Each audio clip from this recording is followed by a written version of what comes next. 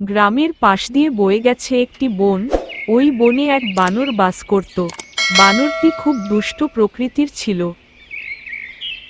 সে মাঝে মাঝে ওই গ্রামে ঘুরতে আসতো।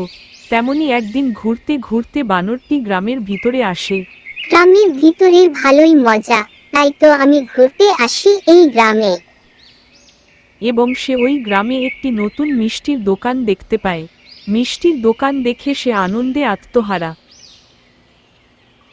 এই মিষ্টির দোকানটা কবে হলো, আগে দেখিনি তো। মনে মনে ভাবে কিভাবে ওই দোকান থেকে মিষ্টি চুরি করে খাওয়া যায়। যেমন ভাবনা তেমন কাজ।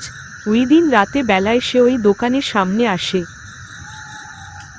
কেউ দেখে না তো যাই চুপি চুপি দোকানের ভিতরে যায়। এই বলে সে আস্তে আস্তে হাঁটতে হাঁটতে দোকানের ভিতরে ঢুকে গেল।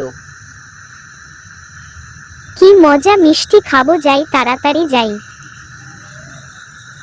দোকানে ঢুকে প্রচুর মিষ্টি দেখতে পায়। মিষ্টি দেখে তার চোখ বড় বড় হয়ে যায়। সে এদিক ওদিক না তাকিয়ে সোজা একটি রসগোল্লা মুখে ভরে দিল। রসগোল্লা গরম থাকায় তার মুখ পুড়ে গেল। সে চিৎকার দিয়ে লাফাতে শুরু করলো। তার চিৎকার শুনে দোকানি চলে আসে। এসে তার এই অবস্থা দেখে হাসতে শুরু করে। কি গো, কেমন লাগে? আর চুরি করে মিষ্টি খাবে? তার থেকে তুমি আমার দোকান পাহারা দাও, আমি তোমাকে প্রতিদিন মিষ্টি খাওয়াবো। তখন বানর বলে, ঠিক আছে, তাহলে আমি প্রতিদিন তোমার দোকান পাহারা দেব, বিনিময়ে তুমি আমাকে মিষ্টি খাওয়াবে। এরপর থেকে বানরটি বসে বসে দোকান পাহারা দেয় এবং তার পুরস্কার স্বরূপ দোকানদার তাকে এক বাটি করে মিষ্টি দেয়। বানরটি মজা করে প্রতিদিন সেই মিষ্টি খেতে থাকে।